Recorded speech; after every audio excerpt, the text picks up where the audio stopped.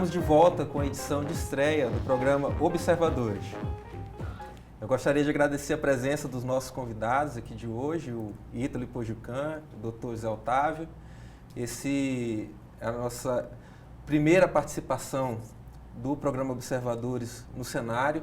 Nós queremos, TV Correio, SBT Marabá, com esse espaço aqui, com essa sala de bate-papo, contribuir um pouquinho mais com discussões, né, sobre cultura, economia, política, assuntos atinentes ao desenvolvimento da nossa região, que a gente tanto preza, e esperamos que com as pessoas que os convidados que nós vamos receber aqui durante a vida desse programa, a gente possa contribuir um pouquinho mais com argumentos, com informações que possam servir de base para o que a gente tanto sonha para a nossa região. Então, mais uma vez, muito obrigado. Bem-vindo, Ítalo. Ok, obrigado, Patrick. É um prazer essa oportunização aqui, que eu acho extremamente relevante e importante. Professor Zé Otávio. Obrigado também, Patrick, pelo seu convite. Eu tenho certeza que o seu programa vai trazer essa contribuição que vocês esperam para o debate do desenvolvimento regional aqui de Marabá e do sul e sudeste do Pará. Muito obrigado, professor. Ítalo, a gente tem vivido aqui, Marabá, ela marcada por ciclos, né? A história econômica de Marabá é marcada por muitos ciclos e, mais recentemente, a gente tem vivido aí do sonho da industrialização, que nos surgiu de uma forma muito presente, primeiro com as guzeiras, né? Que nós tivemos aqui, esse ciclo das guzeiras, e mais recentemente com o sonho da Alpa, de nós termos aqui uma grande indústria e tudo que ela poderia trazer. Você sempre foi um entusiasta disso. Nós, junto com a Alpa, teríamos aqui um polo metal mecânico, né, e oportunidade de uma série de empregos. E obviamente, também pensando em Alpa, muita gente investiu, né, tanto na área imobiliária quanto serviços. Empresas se instalaram aqui para que a gente pudesse projetando o atendimento a isso, e a gente teve que adiar um pouquinho esse sonho. Porém, outras situações surgiram no meio do caminho, a gente tem outros investimentos que estão postos aí, e você que está sempre muito por dentro disso, pela condição tua de presidente da Associação Comercial, por sempre se envolver nesse tipo de tema, é que nós te convidamos para estar aqui conosco, e colocar também um pouquinho das informações que você tem aí, informações privilegiadas, que eu sempre digo. O que você pode contar para a gente sobre como está hoje o panorama para Marabá? Bom, Patrick, te agradeço a oportunidade novamente, eu acho que é extremamente relevante esse momento. Mas veja bem, eu fui sempre uma pessoa que acreditei muito na região, por um fato muito simples. Se nós formos analisar o momento mais presente, o Pará, eu diria que é a bola da vez na conjuntura nacional, o centro das atenções internacionais. Por uma conta muito simples, hoje o agronegócio, as commodities, hoje são extremamente relevantes na pauta de exportações do Brasil. Acima do paralelo 16, notadamente o próprio governo federal já admitiu que é necessário inverter a lógica do transporte, não tem condições mais de todo esse volume de produção sair pelos portos de Paranaguá e Santos, e investindo nos portos do Norte, o Pará volta ao cenário com uma grande possibilidade de aproveitar janelas que eu acredito que há muito tempo deveria terem sido objeto de implementação de outro modelo de desenvolvimento no Pará e que não conseguiu. Eu acho que com isso aí o Pará voltou. O Canal de Panamá, eu acredito que a duplicação abre a porta para o Porto de Barcarena, o Estado tendo a capacidade de colocar cargas em Barcarena, ser, num curto prazo de tempo, o porto mais importante desse país, pela proximidade do mercado comum. Eu acho que isso dá uma competitividade diferenciada para o Estado do Pará. Certo. E os cenários aqui mudaram muito, né? Nós tivemos toda aquela expectativa, mas de uma região que detém vetores de desenvolvimento extremamente bem definidos e que, infelizmente, não capturaram as suas janelas para diversificar a base produtiva. Então, nós temos hoje um setor mineral extremamente forte, e que equivocadamente nós primamos por manter uma cultura na área mineral que não agregava valor. E eu acredito que isso começa a tomar um novo rumo. Vem o agronegócio, aliado aí à pecuária e grãos, aqui na região sul e sudeste do Pará, com uma capacidade medonha de transformação dentro da rota de escoamento, né? E eu acredito que aí nós temos um outro vetor de desenvolvimento fantástico. Fora a área de serviços e de energia, que são elementos que nós temos formatando aqui, que estão se formatando e que têm a condição também de dar um plus violento nessa região, dentro dessa perspectiva de diversificar a base produtiva de forma a agregar valores dentro da cadeia e restabelecer aquilo que é fundamental para nós. É o quê? É dar a condição de empregabilidade para o nosso jovem, para a nossa comunidade, e a empregabilidade vem com investimentos. Investimentos em diversificação de bases, diversificação de modelos de desenvolvimento. Correto. O oeste do Pará já tem uma realidade muito bem pontualmente ali estabelecida, mas com uma rota um pouco diferenciada da nossa, né? Miritituba recebeu investimentos fantásticos, já colocando o Pará dentro dessa rota de ser um estado privilegiado nessa concepção de ponto de exportação de produtos, e está recebendo investimentos significativos, vai para Santarém, onde começa a receber, e Barcarena, que é centro das atenções internacionais. Grandes grupos estão aportando seus recursos em Barcarena. E na rota sul-sudeste, ela vem com a capacidade de transformação. Então, nós temos o desafio aqui da rota, da soja, dos grãos, das commodities agrícolas, seria um canal de transformação, não só de passagem. E aí temos a condição de sair, sim, para fabricação de óleos vegetais, de alimentos, de fertilizantes e por aí vai. Eu acho que temos um grande gancho de possibilidades de dar um pulo nesse estágio do Pará, de mero exportador de matéria-prima, para ser um estado transformador e agregar valores na cadeia, multiplicando a empregabilidade da nossa região e melhorando os nossos índices de desenvolvimento.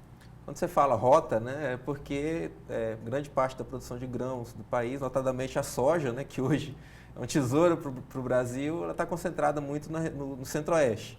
Né, e os portos do sul e sudeste a gente já sabe como estão, né, estrangulados e etc. Tal. E me chama a atenção, Ítalo, o fato de que, mesmo com todos os custos de se trazer essa produção, hoje em dia, via rodoviária pelo estado do Pará, os produtores do Mato Grosso estão fazendo isso. Né? E nós conhecemos muito bem, você falou aí sobre o oeste do Pará, são duas rotas, né? Uma é pelo oeste do Pará e a outra aqui pelo sul do Pará. A gente conhece muito bem a realidade, as condições das nossas rodovias federais. Eu destaco aqui a BR-155, que é o antigo trecho sul da PA-150, que é vergonhoso, né? Você atravessar uma rodovia dessa que você leva, para atravessar 150 quilômetros, você leva 3 horas e meia a 4 horas de viagem. E mesmo assim, esse empresariado que está exportando os grãos já está fazendo isso. Imagine quando nós pudermos contar com portos aqui em Marabá, por exemplo. Olha, certamente. Veja bem, nós fizemos uma missão empresarial aqui a Brasília, e lá em Brasília tivemos a felicidade de conhecer o pessoal do agronegócio, da AproSoja. E essa união de propósitos foi extremamente profícua, porque eles fizeram várias missões empresariais aqui na nossa região, começando lá por Santana, vindo do Mato Grosso, entrando por Santana, chegando a Marabá, identificando os gargalos da BR-155 e também sinalizando para que a partir de Marabá, e fazendo uma grande força-tarefa naquilo que a gente tanto lutou, que era o derrocamento do Pedral do Lourenço, a AproSoja foi um elemento extremamente forte, para demonstrar para o governo que a partir de Marabá, essa combinação do transporte, caminhão e embarque aqui em Marabá, ainda era muito mais competitivo que qualquer outra rota, e mostrou isso com números. E a rota vinha saindo de Redenção, indo ali para Palmeirante, no Tocantins, e saía pela Norte e Sul. E eles colocaram em números de que, aportando aqui, a coisa era extremamente viável. Chegou a fazer... Algum investimento está acontecendo aqui, inclusive, na área de portuária. Um investimento considerável, que está preparando aqui, acredito que para 2017, começar a ter as suas primeiras exportações de grãos, através de Marabá, coisa que minério já acontece. Em águas altas, o Tocantins não oferece resistência. Eu queria que você guardasse um pouquinho para a gente falar de hidrovia no segundo bloco. Perfeito. Mas eu queria destacar, Ítalo, e eu acho que você concorda comigo, que a ProSoja ela vai além de uma associação, né? Ela além da associação formal, da entidade, mas sim, ela é um movimento, que surgiu do próprio empresariado para ir atrás de criar essas condições de exportar esse... Exatamente, eles construíram a produção deles. Né? Eles construíram essas novas rotas, eles buscaram alternativas junto ao governo federal para os investimentos nessas novas rotas e mais. No sul e sudeste do Pará, eles estão sendo responsáveis pela mudança cultural do agricultor e do pecuarista do estado do Pará. A nossa região de plantio, ela está aumentando ano após ano. Os números da ProSoja apontam para que... apontam, é um negócio interessante. Os números da ProSoja colocados por eles recentemente dão para um cenário de 8 a 10 anos que vai transitar por aqui, vindo do Mato Grosso, cerca de 20 milhões de toneladas. E que a região sul e sudeste do Pará já estará produzindo nesse espaço de tempo também cerca de 8 a 10 milhões de toneladas. Essa é uma perspectiva. Se nós somarmos os dois elementos, nós estamos aí com um cenário de 10 anos, com 30 milhões de toneladas na área agrícola, transitando por aqui. O que vem dar ênfase a projetos do governo que estão nascendo fortes e bem competitivos, como a FEPASA, que visa ligar o sul do Pará a Barcarena, uma linha de ferro transitando dentro do estado, que vem dar novamente competitividade e vem aliar com os outros modais. Eles não competem entre si, ele vem induzir novos modelos, como o próprio mineral, o modelo mineral que tem uma riqueza fantástica lá no sul do estado e que não é explorado hoje por falta de uma logística que dê a condição de exploração para o empreendedor. Professor, o que tem que ser levado em conta na hora de se analisar o desenvolvimento socioeconômico de uma comunidade? A gente está falando aqui, né, de coisas mais objetivas, de projetos, de expectativas que a gente tem, mas o que deveria realmente ser levado em conta para se fazer essa análise? Eu acho que o Ítalo colocou, assim, em linhas gerais, uma série de fatores muito importantes, né? O desenvolvimento, antigamente, era muito pensado em termos de dinheiro, do capital, né? Mas pouco a pouco começa a se verificar que o capital ele é apenas um dos elementos que compõem esse processo muito sofisticado que é o desenvolvimento. O Ítalo colocou os vários aspectos, né? Eu acrescentaria apenas, talvez enfatizaria que a pecuária está crescendo muito também, né? As últimas informações que eu tenho lá na universidade, do pessoal de agronomia que nós trabalhamos em conjunto, é que a pecuária em Marabá é a que mais cresce aqui no sul do Pará, né? O Maurício, que é um dos líderes do Sindicato Rural, Maurício Fraga, nos disse em conversações lá na Unifespa que já deve ter mais de 1 milhão de cabeças no município, né? Então está caminhando para ser o segundo município com mais bovinos no estado do Pará. A questão dos serviços, né? Que o Ítalo falou e eu tenho a impressão que é talvez o setor mais importante na geração de empregos, né? No processo de desenvolvimento.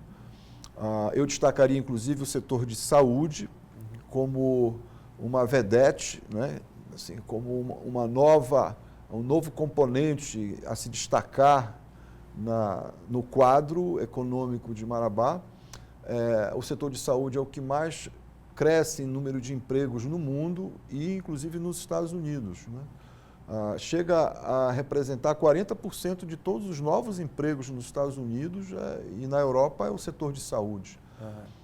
As pessoas, a classe média está vivendo melhor e vivendo mais tempo, mas quer viver com qualidade, né?